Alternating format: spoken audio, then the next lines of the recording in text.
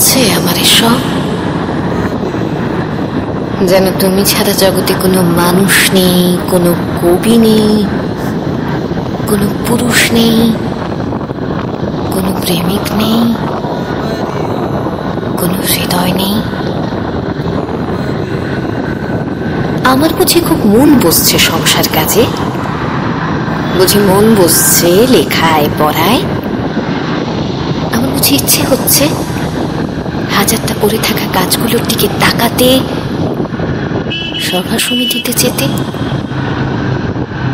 অনেক হয়েছে ওসব, এবার অন্য কিছু হোক, অন্য কিছুতে মন পড়ে থাক, অন্য কিছু অমূল আনন্দ দিক। মন নিয়ে যত ঝামেলা, আসলে মন কোনো একটা জায়গায় পড়ে রইল তো পড়েই রইল। মনটাকে নিয়ে অন্য কোথাও বসন্তের রঙের মতো যে ছিটিয়ে দেব, তা হয় না। সবারই হয়তো সবকিছু হয় না, আবার যা হয় না তা হয় না। তুমি কাল জাগালে, গভীর রাত্রিরে ঘুম থেকে তুলে প্রেমের কথা শোনালে।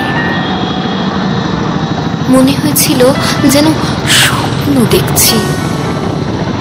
স্বপ্নই তো, এটা একরকম স্বপ্নই। আমাকে কেউ এমন করে ভালোবাসার কথা বলেনি আগে। ঘুমের মেয়েকে এভাবে জাগিয়ে কেউ চুমু খেতে চায়নি। আমাকে তো আশ্চর্য সুন্দর শব্দগুচ্ছ কেউ শোনায়নি কোনোদিন। এত প্রেম কেউ দেয়নি, এমন ভেঙে চুরে ভালো কেউ বাসেনি। তুমি এত প্রেমিক কি করে হলে?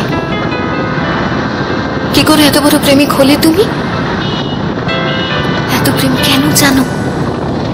শেখালো কে?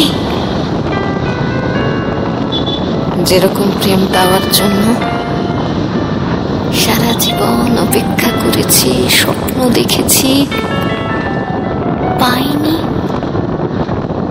আর এই শেষ বয়সে এসে যখন এই শরীর খেয়ে নিচ্ছে 101টা অসুখ পোকা, যখন মরে যাব, যখন মরে যাচ্ছি,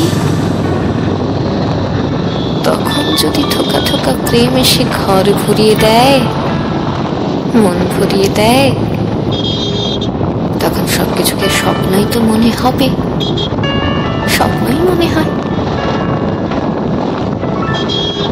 তোমাকে অনেক সময় রক্ত মাংসের মানুষ বলে মনে হয় না। হঠাৎ ঝড়ে উড়ে হৃদয়ের উঠোনে যেন অনেক প্রত্যাশিত, অনেক কালের দেখা স্বপ্ন এসে দাঁড়ালে।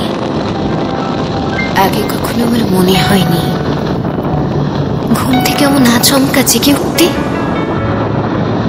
আমি আসলে খুব ভালোবাসি। আগে কখনো আমার মনে হয়নি কিছু উষ্ণ শব্দ আমার শীতলতাকে একেবারে পাহাড়ের চূড়োয় পৌঁছে দিতে পারে। আগে কখনো আমি জানিনি যে কিছু মোহন শব্দের গায়ে চুমু খেতে খেতে আমি রাতকে ভোর করতে পারি। কি হচ্ছে আমার এসব? কি হচ্ছে বলো তো?